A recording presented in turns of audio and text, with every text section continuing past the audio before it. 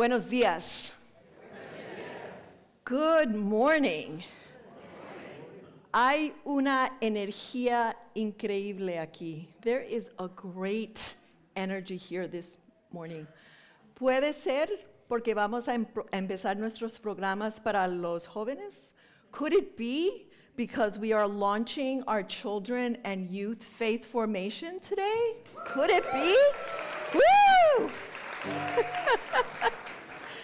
Bienvenidos, feligres o visitante, congregant or visitor, aquí en el santuario o por allá, here in the sanctuary or online.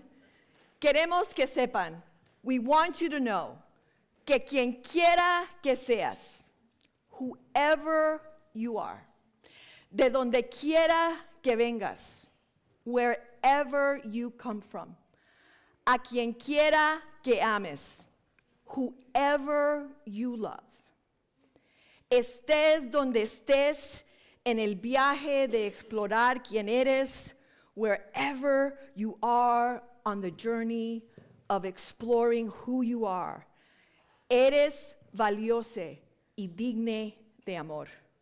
You are valuable and worthy of love. Eres bienvenida aquí. You are welcome here. I'm Reverend Claudia Jiménez. I serve this congregation as Minister of Faith Formation.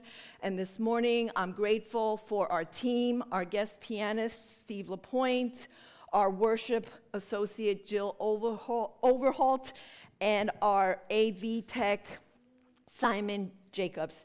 This is a group effort. We do not do this alone. And more importantly, we could not do this worship if you weren't here.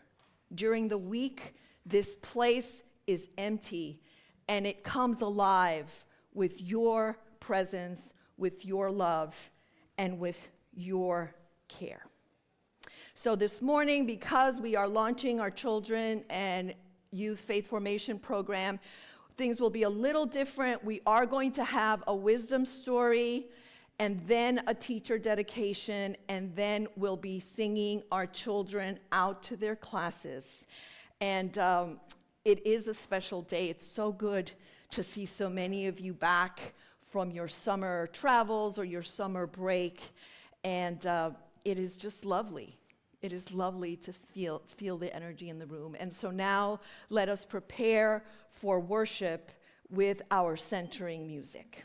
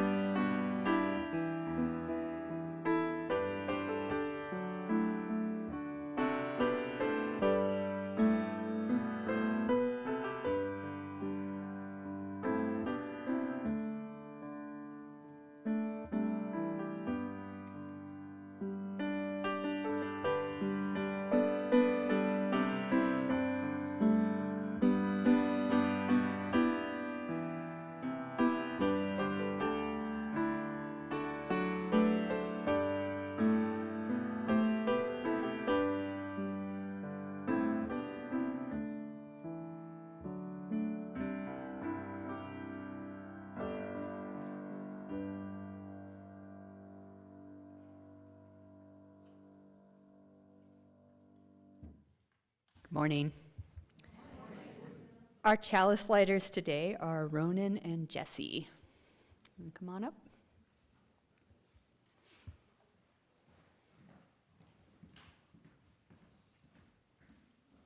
I guess you don't need the footstool. All right, go ahead. When we gather, we light the chalice, the symbol of our Unitarian Universalist faith. Our reading this morning is the poem Belonging by Chad Snyder. To belong is to be longing, for a space to be held and that will hold friend, stranger, neighbor, other. For silences broken by songs of the silenced. For time that does not stretch, but encircles. To belong is to be longing. For wholeness of the beloved, of all who belong and are longing.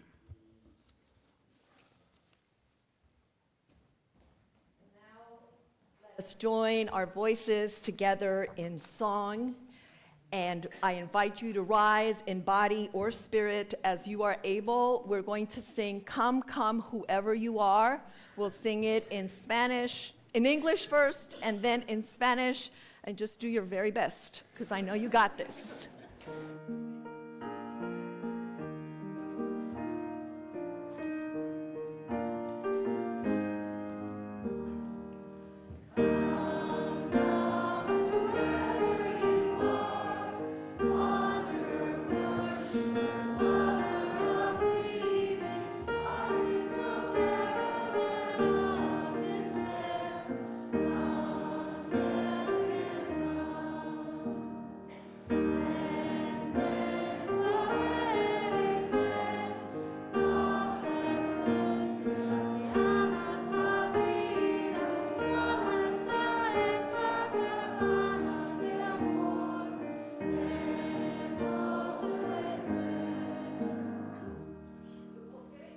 You may be seated. Okay, so this morning I have a special story, and because we are coming back from our summer break and because we are launching programs, this story is inviting us to think about how we are building welcome when we regather.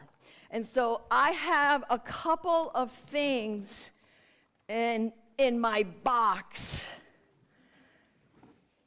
What's this? This is a hat. Let's make believe this is a bowler hat because it's nice and round, so we'll call this a bowler hat. And what's this? A crown. And what are these? Yeah, a spoon, and a fork. And if you have knives and other utensils, they're called cutlery. Can you say that word? Cutlery, so you're going to hear that word in the story. And most importantly, our story is about the child of the spoon and the fork. Do you know what that child would be called? Yes! A spork.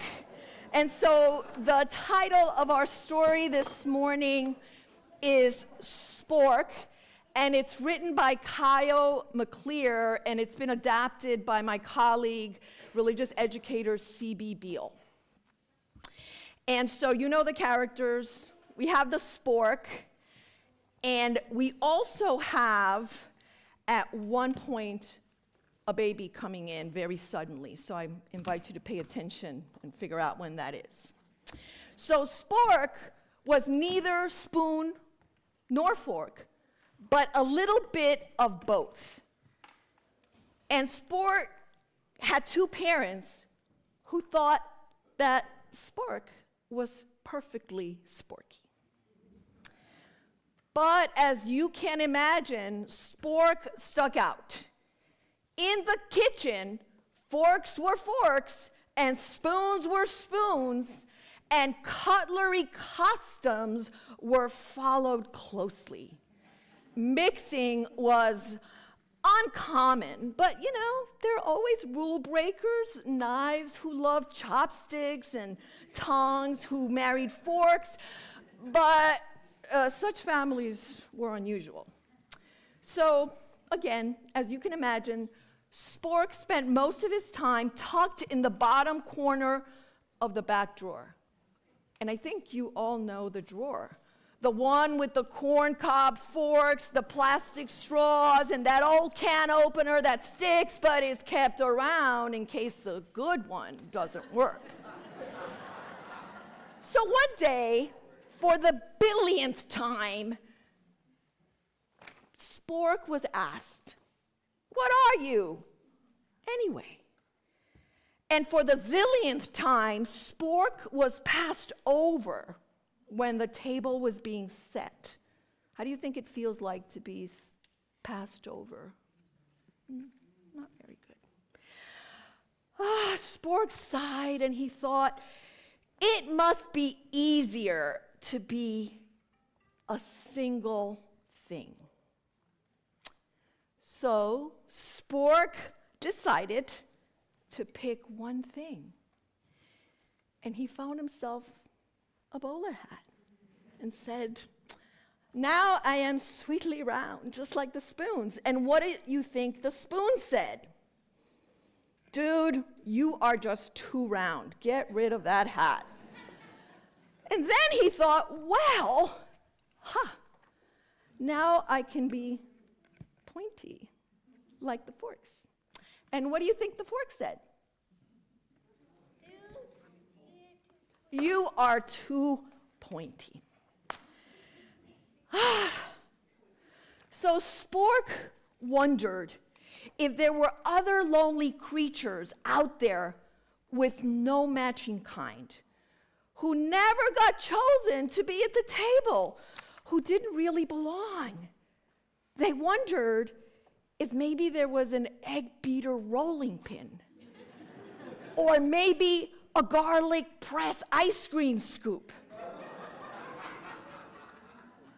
And at dinner time, Spork watched from the counter while the spoons played pea hockey and skillfully balanced eggs.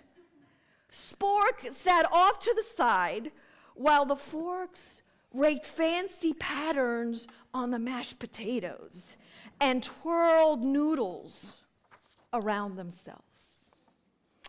At the end of this and every other meal, Spork looked on while the others enjoyed a fabulous dip in the pool.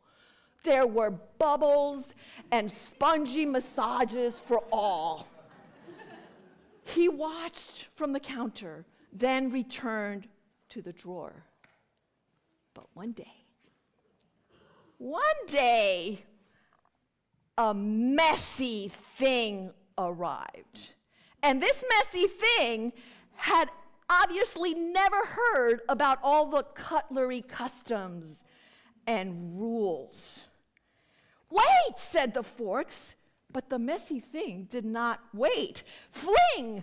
Careful, said the spoons. They didn't know what to do. Help, said the forks, while the messy thing continued to slop and splatter. Quick, said the spoons. They didn't know. They didn't know what they were going to do. Now, a fork may be good at poking and picking, and a spoon may be fine for scooping and stirring. But this messy thing, with its slurpy and clumpy, half-finished food bits, needed something else. What do you think that was? It needed something that could do all those things at once. Something flexible and easy to hold, something that was neither spoon or fork. The utensils looked around, and who did they see? Spork. They gasped, and immediately felt a mixture of excitement, relief, and yes, embarrassment. And that's when Spork leapt off the countertop, over the cutlery drawer, and landed on the high chair. The messy thing saw Spork and immediately stopped, and its eyes got big and it gurgled. Its curiosity, it grabbed Spork and held Spork motionless in its fist. It tapped Spork once and let out a cheerful shriek. It wagged Spork excitedly up and down. And that's how Spork finally and happily found their place at the table. And the cutlery, having realized their mistake, met, and they decided to reorganize the kitchen and the drawers. And they asked Spork and the others what they needed. In the end, there was a space for Spork and the stuff in the back drawer. They even left a couple of empty spaces too for whomever came next. The table was for all, so they had to be ready. And they all agreed that Spork was perfectly sporky, just a little bit round, just a little bit pointy, and just right. And beloveds, we are all like Spork, just right, however we show up, wherever we go. And that's our wisdom story today. And now we are going to have our children's dedication. And it has been adapted from a dedication written by a religious educator, Lauren Wyeth, and will be presented by our religious educators, Kim Collins and Jen Johnson. Yeah, it's fine. You can do it. Today, we launch children and youth faith formation programs with deep gratitude for all of the adult collaborators who carry the sacred privilege and responsibility of journeying beside them on our behalf. Unitarian Universalism is a faith that has the power to save lives, to shape lives, and to sweeten and soften the lives of children and teenagers who are living in a world that can sometimes be harsh, lonely, unjust, and unkind. We strive for their faith formation classes to be a constant and a comfort, a sacred space that holds children and youth in love and supports them as they navigate their lives. A place for checking in, for laughter, for friendship, for questioning. A community for learning about their faith and spirituality. A scaffold that supports them as they grow into who they are meant to be. Now we offer a moment of blessing for our kids. Children and youth, if you're willing, please take the hand of a parent, a caregiver, or other trusted grown-up as you receive this blessing. Adults of the congregation, will you recognize, affirm, and protect the light in each child's heart? If so, answer, we will. We will. Will you support their religious upbringing by making this a place of joyful welcome, a place where they feel known and loved? If so, answer, we will. We will. And as you are invited, will you support this ministry with our children and youth with your time, your treasure, and your talent? If so, answer, we will. We will. May it be so. And now to the adults who are serving as collaborators, leaders, mentors, youth advisors. Will you please come forward and stand in front of the pulpit here in a semicircle facing the congregation? Yes, thank you.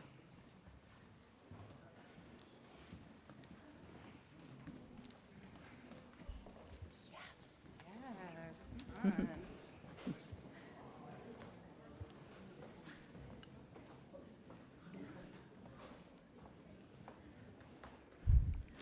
Aren't we so fortunate? Collaborators, thank you for saying yes to accompanying our children and youth on their spiritual journey this year. Thank you for saying yes to learning with them, guiding them, and loving them. We are deeply grateful for your service. And now we invite the congregation, all ages here today, to offer our collaborators a blessing in the form of a wave. Yes, the baseball stadium kind of wave. But first, congregation, think of a blessing that you offer these wonderful collaborators. Two examples may be, may you serve with joy, or may you be a playful, calm presence. So take a moment to think of this blessing, all of you out there. When we do the wave in a moment, you can shout your blessing as you rise or raise your arms as you're willing and able. And collaborators here in front, if you could please hold out your hands to receive this blessing. Are we all ready? Okay, I'm going to count to 3. We're going to start over there and start the wave, right? Okay. Ready? Oh, starting over there, actually, with Will. 1, 2, 3. Patience and love.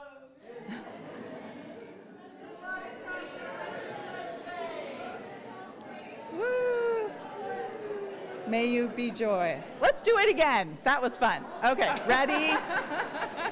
Patience and love.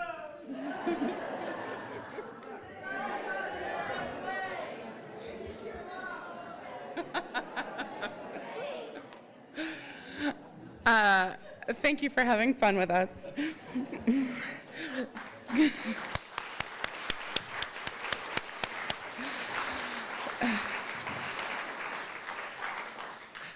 Collaborators, may you know that as you trek together with the children and youth, you too are transformed and growing in faith as well. May you be blessed on the journey, and may you be a blessing.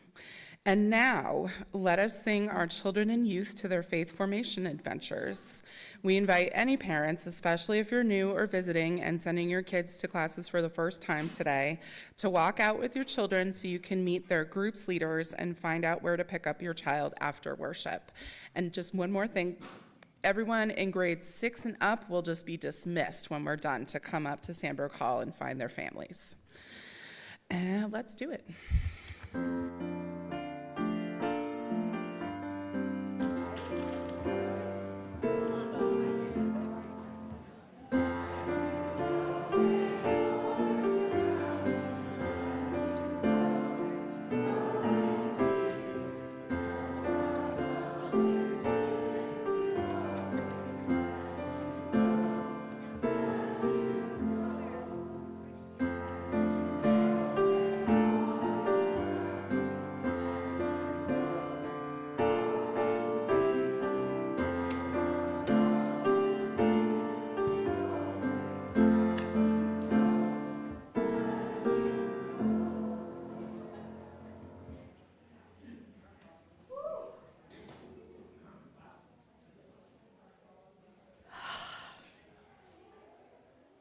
Just look around.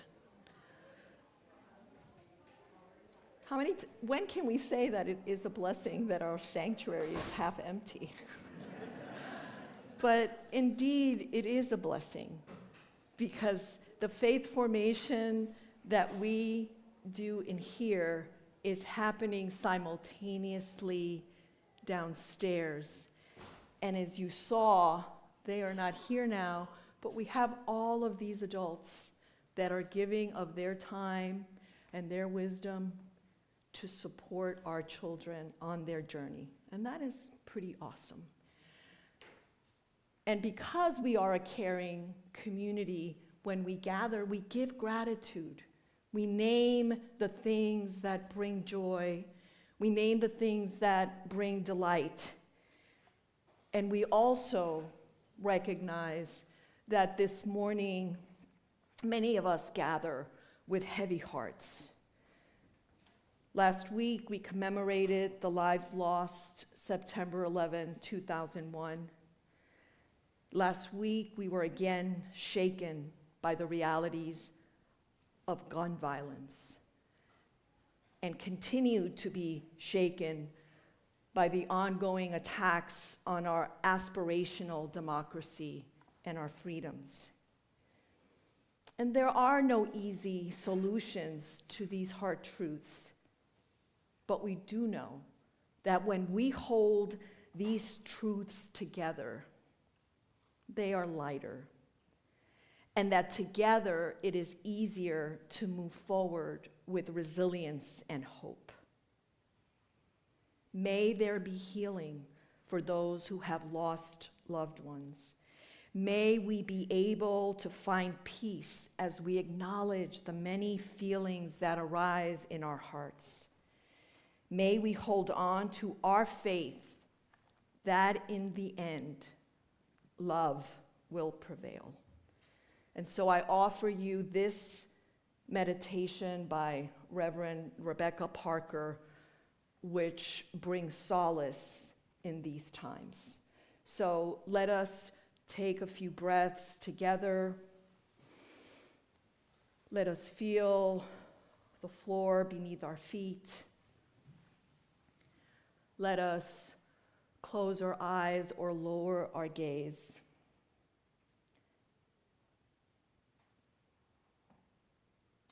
May we know that there is a love holding us. There is a love holding all that we love. There is a love holding all. We rest in this love. There is a love holding me. There is a love holding all that I love. There is a love holding all. I rest in this love. Let us share a moment of silence.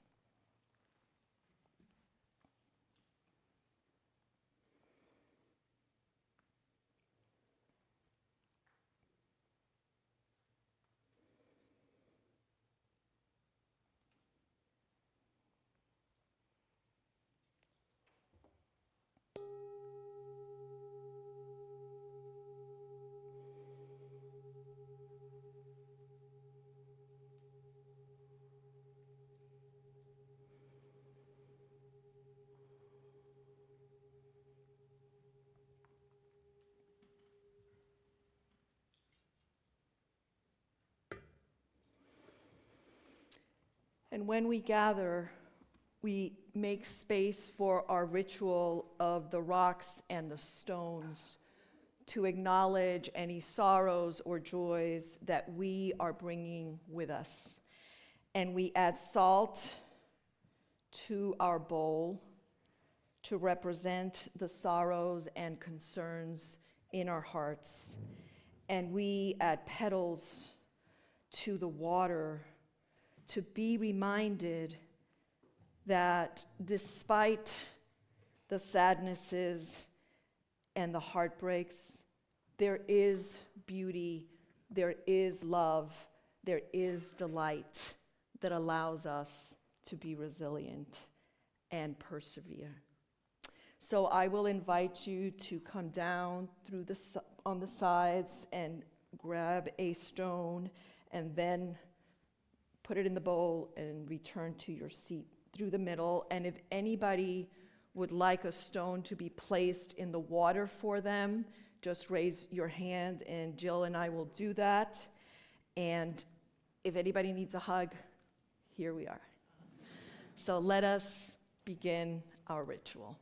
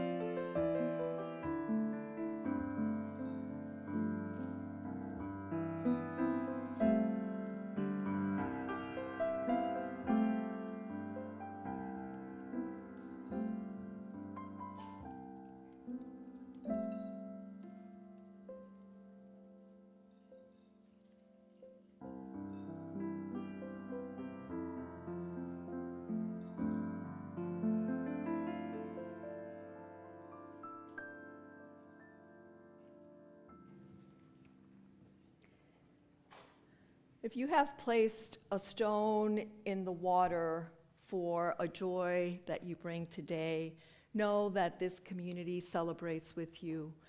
And if your stone is for a joy or a sorrow, know that you are held in love and care. And we will add additional stones for those at home and for the joys and sorrows that remain in our hearts. May we know that together or apart, our community is one. May it be so.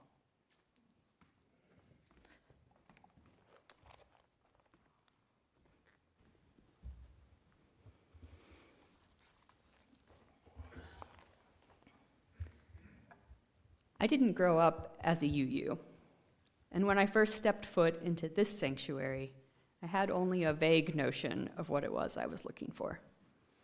When I was growing up, I attended and was eventually confirmed as a member of the United Church of Christ.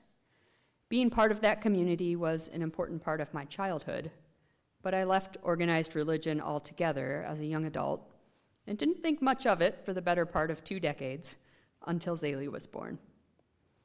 It was then that I had this nagging feeling that something was missing. I'd heard about this whole UU thing, and I thought it would be a good idea to check it out.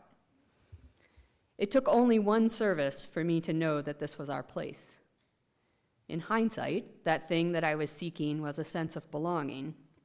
And of course, being a member of a spiritual community is one way to define belonging. But I think it's more than that. The Othering and Belonging Institute at UC Berkeley says, more than just being seen or feeling included, belonging entails having a voice and the opportunity to use it.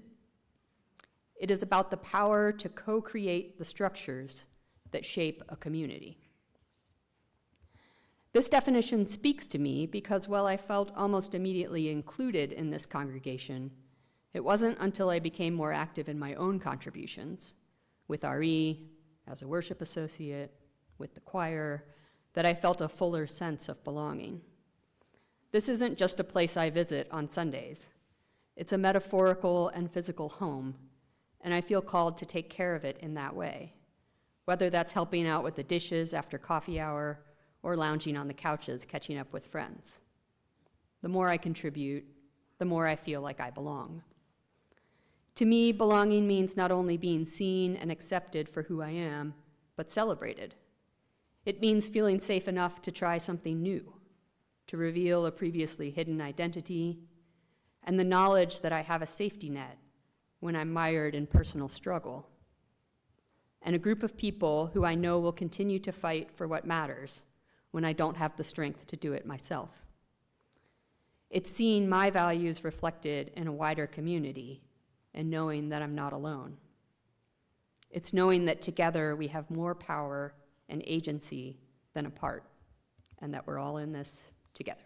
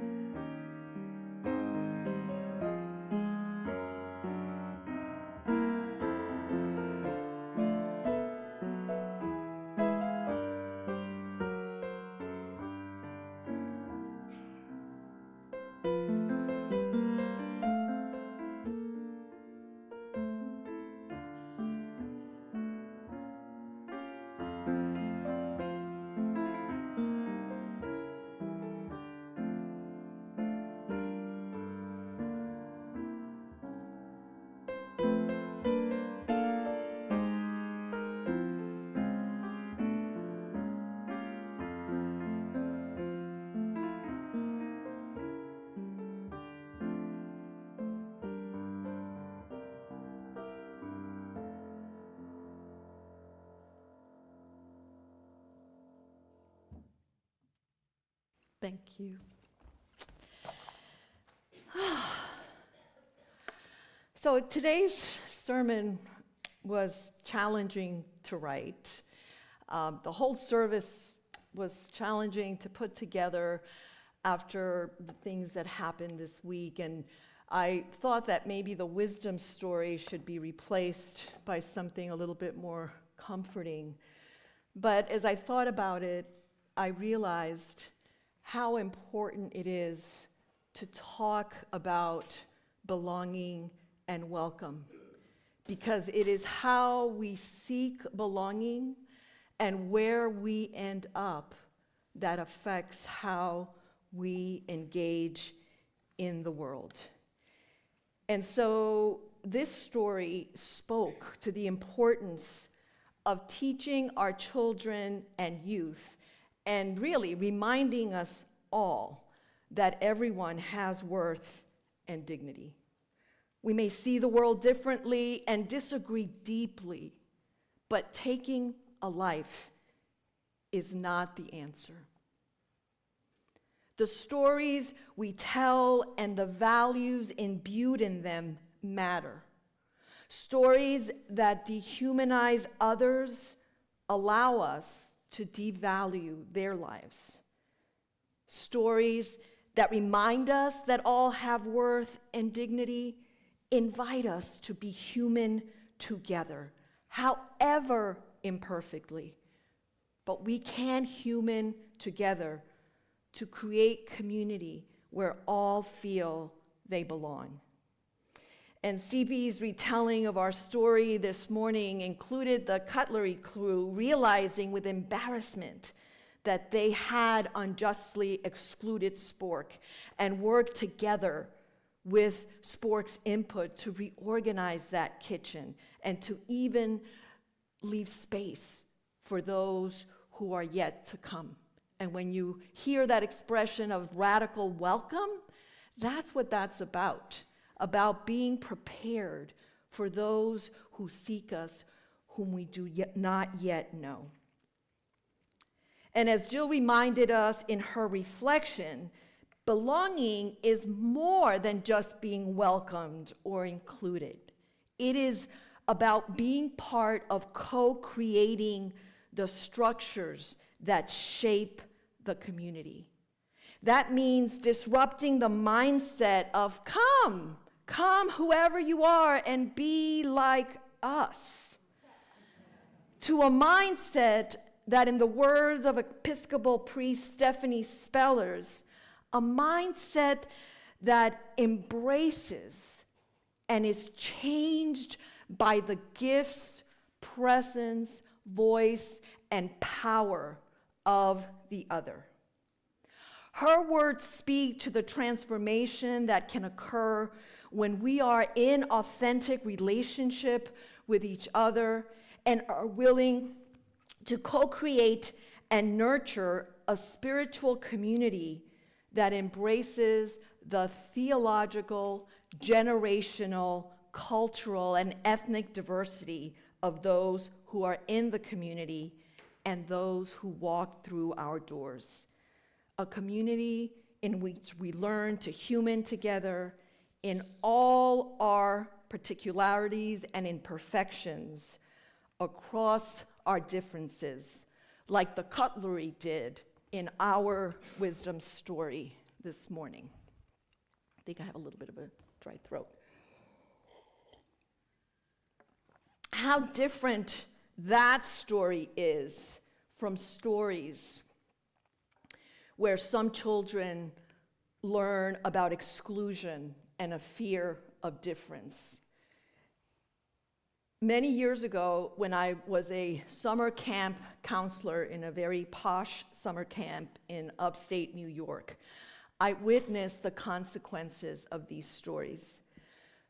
The camp was, back then, maybe, 30 years ago, they were trying to recruit a cadre of diverse counselors, which included myself and a black young woman. And I don't remember her name, but what I do remember is the shock and sadness in her eyes when one of the children that was assigned to her group looked at her and said, "I can't be in your group." This kid was like 5 years old. "I can't be in your group. You are black, and black people are bad." Okay, now this happened a long time before we even started talking openly about white supremacy culture, before we became so deeply polarized. And when I think about that story, I think about how sad it is that children are told stories of racism and exclusion that limit their imagination to what the world and community can be. And sadly, today, fear is used to demonize those who are different. It is used to demonize those who we do not understand. And it is amplified by social media, which makes all of that even worse. And this week, again, we witnessed horrific acts of gun violence in Colorado and in Utah.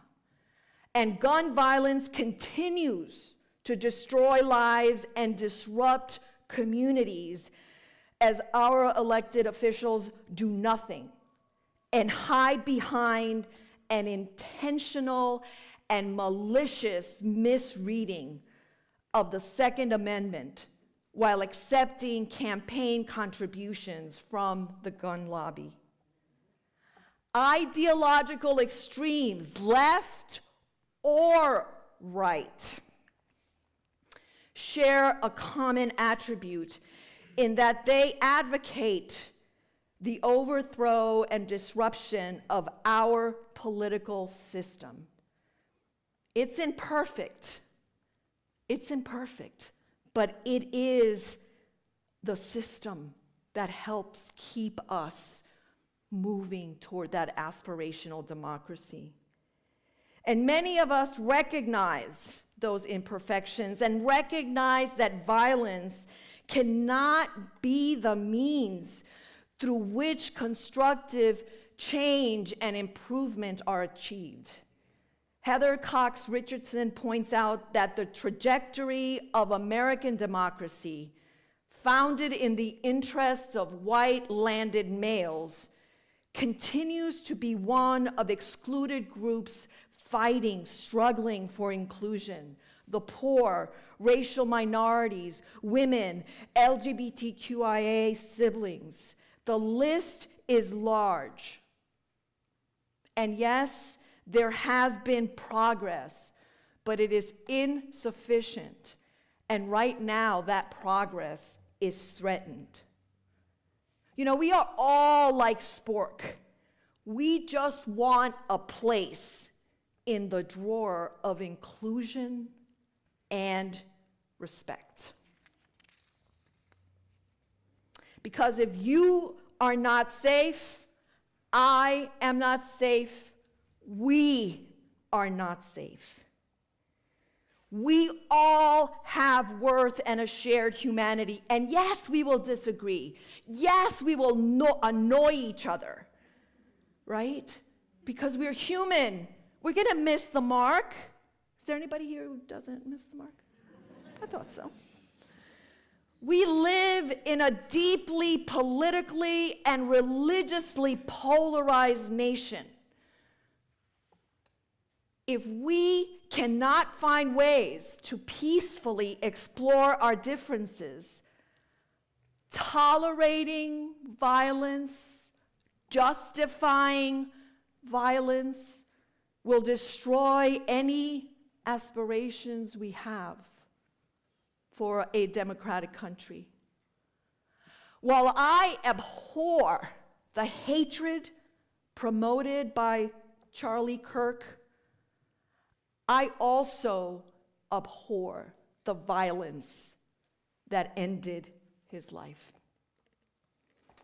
And I go back to the words of Martin Luther King, who wrote, returning hate for hate multiplies hate, adding deeper darkness to a night already devoid of stars. Darkness cannot drive out darkness. Only light can do that. Hate cannot drive out hate. Only love can do that. Hate multiplies hate.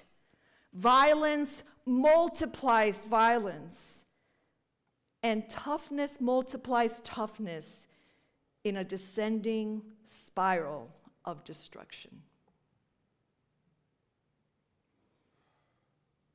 Now, I believe that most Americans are not extremists. Most Americans are appalled by political violence and the threat to democracy.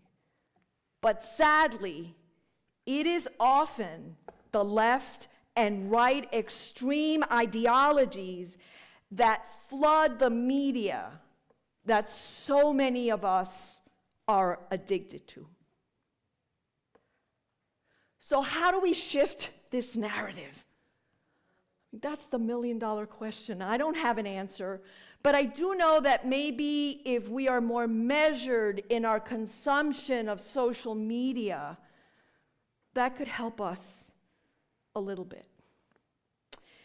And I believe that our faith calls us to build belonging in ways that amplify love and invite us into curiosity about each other, even when, especially when, we disagree. I have a good friend who just turned 80, and he models this in so many ways when he canvasses.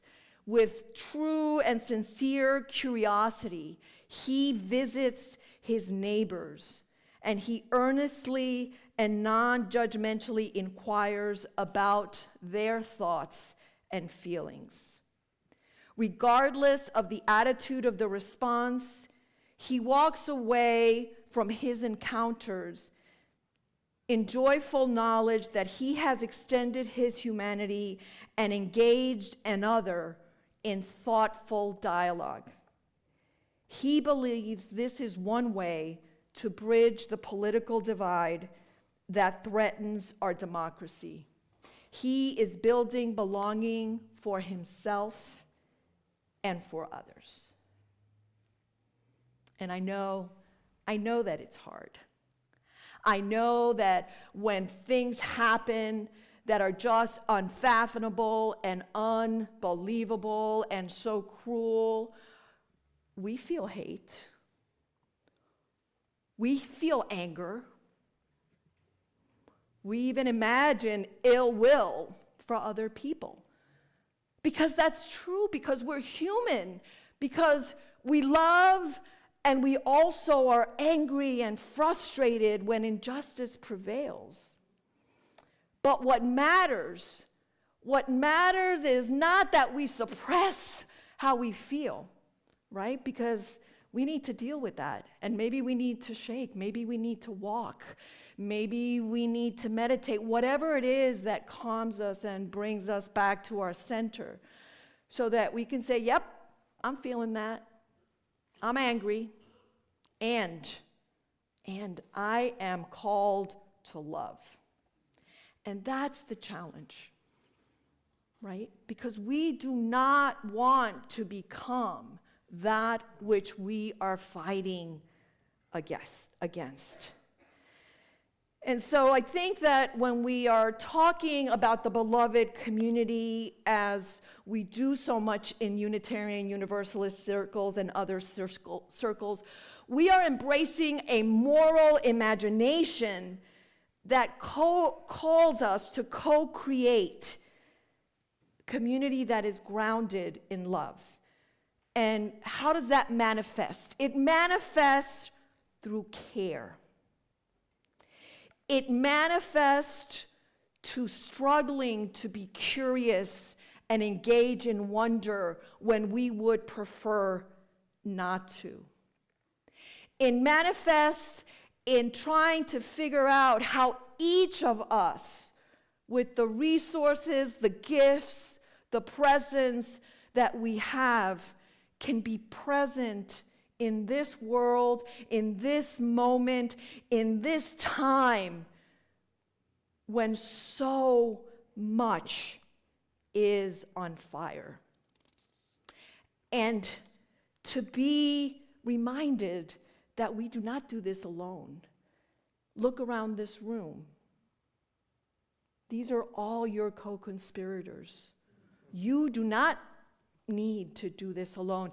And beyond this room, there are many more co-conspirators. There are communities all around this country where people of faith, people of principle are working to do good. We are not alone in this struggle. We are not. And when I think about that commitment that we make, it brings us back to that concept of collective liberation that we talk about a lot, and we still wonder, well, what's that about? What's that about? Well, that liberation is about reminding ourselves that our freedom is tied to everyone else's freedom. That if you are not free, I am not free. If you are not safe, I am not safe. And in this world that has so much beauty and is also very broken, we have the agency to choose love over cruelty. We can remember that the majority of Americans are not extremists. We can strive to become the adults our children and youth need in this time. And this isn't just the parents, it's all of us, because all of us are becoming the ancestors and the elders for the young people alive in this moment. And we can support parents as they help their children find belonging and make sense of this world. And so as we think about what are the things that we can do, where is our agency, how do we do this collectively, may we hold each other with grace and gentleness, because these are challenging times. And I'll close with this prayer by Reverend Cameron Trimble, and it's entitled "For the Children and the Grown-ups We Are Becoming." So I invite you to take a few breaths and to just close your eyes or lower your gaze, and let us pray. Spirit of love and compassion within and around us, we are not here as experts, but as learners. Children still, in so many ways, trying to find our footing in a world spinning fast. We grieve the world we are handing to the next generation. We grieve the ways we've lost our way, and yet we still believe in our capacity to become. Help us slow down enough to listen. Help us be steady enough to hold space. Help us grow wise enough to serve, not just survive. Let the children see in us not perfection, but peace. Let them glimpse in our presence a kind of love that holds, a kind of truth that heals, a kind of courage that does not flinch. Let this be the beginning of becoming the elders they need. Amen, que así sea. and blessed be. And so, as not to leave in a down note, let us rise in body or spirit and sing together or dance as we are moved by the Spirit. Hymn 311, let it be a dance, and think about how we can let this work we need to do of living into love and our faith be a dance.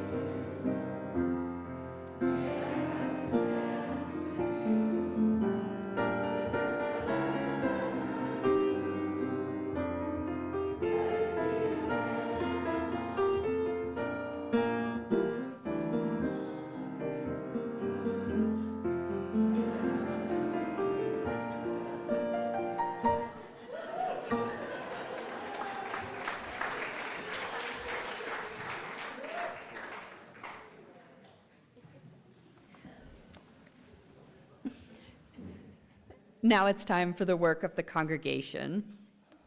At this time, we'd like to invite visitors, as you are willing and able, to please stand and introduce yourselves. An usher will be around with a microphone. You can tell us your name and where you're coming from today.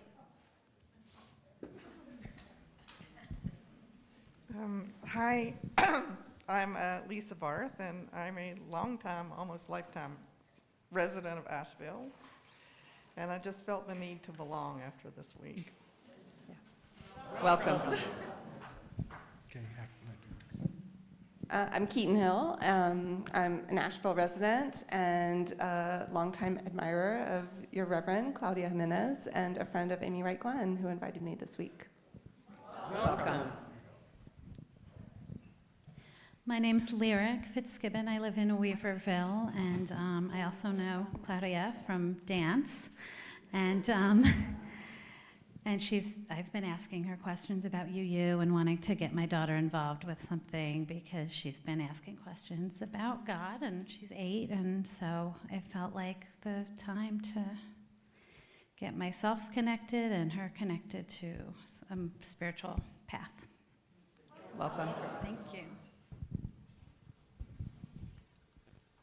My name's Allison. I live in Candler, and I just was really looking for community, and this was recommended as a possibility, so I thought I'd give it a shot. Welcome.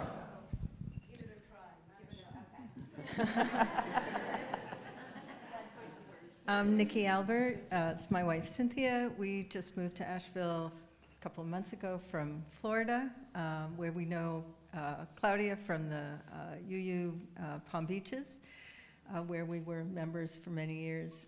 I was raised UU, so this is definitely not the first or second church I've been to in my life, but it's a lovely sanctuary, and I'm happy to be here. Welcome. Hi, I'm Joanna Iliff. I just moved here in the last year from the Bay Area and settled just since January in Kenilworth. And I have been a UU for a long time. I came this way because my daughter is here and she's expecting in December, so I'm going to be a grandmother. And very happy to be, joining this community. Thank you. Welcome. My name is Mike Smith. My wife and I come here 2 or 3 months a year. We don't live in the U.S. But when we come back, we find the church as quick as we can. This is our 7th year to come and see you for 2 or 3 months a year. Thanks. Welcome. Hi, my name is Dana. I'd say we're from Georgia, but we've been bouncing around quite a bit. Been to several UU churches, and I think it's a beautiful congregation. We're here now, so I'm just glad to be here today. Welcome. Hi, my name is David. I let my wife do the talking. Thank you. Thank you. Smart man.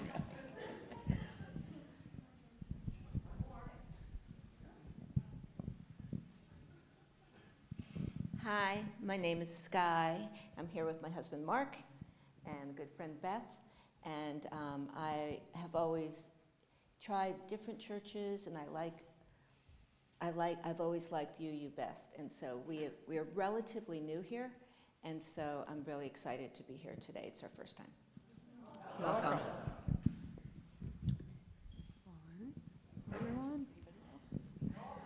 Yeah. All right. Thank you all for introducing yourself. Take a moment to wave at Trevor. Hey, Trevor. Trevor is our connections coordinator who would love to meet you after the service, especially if you have any questions. Our announcements run as slides at the beginning of the service. If you missed them, you can refer to Thursday's weekly e-news, as everything is described there. If you don't receive the e-news, ask an usher to show you how to sign up, or email us at information@uuasheville.org. Our community plate recipient this month is Swannanoa Communities Together. Our offering this morning will be split with our partner unless you intend your gift to be applied to your pledge, in which case use the envelope in the pew in front of you.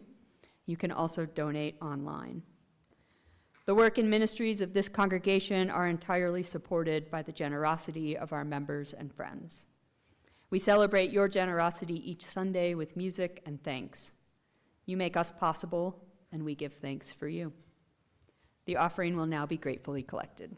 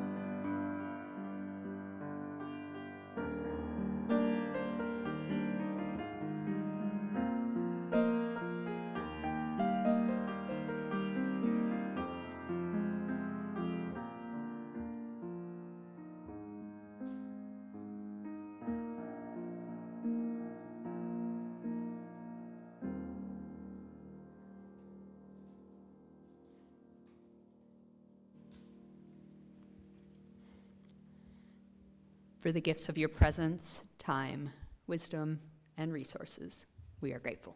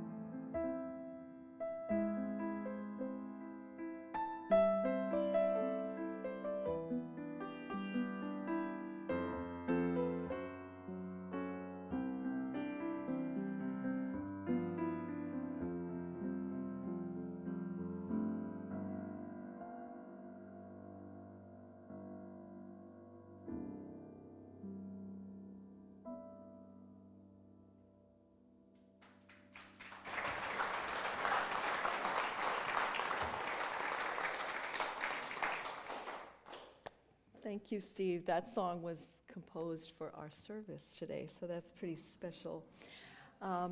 As we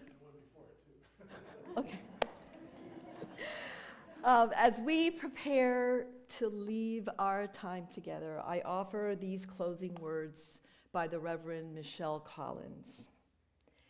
As we leave this sacred space, may the welcome we received become the welcome we extend. Let us meet the world with open hearts, open hands, and the audacity to build spaces where every soul feels at home. May we be part of making that possible in any way that we can. And so, as is our custom, we bless ourselves before we leave. So I invite you to rise in body or spirit and bless each other with the singing of Long Time Son.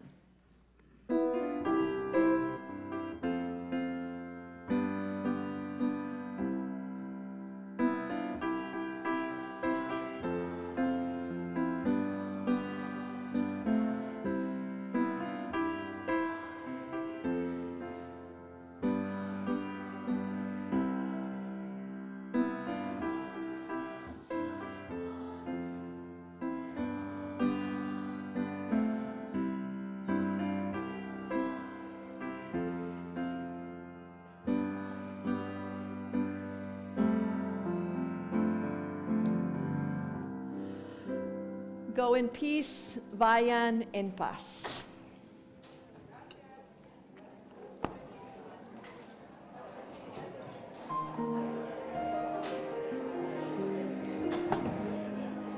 Thank you, Jill. It's so fun to be worship associate with you. Hey.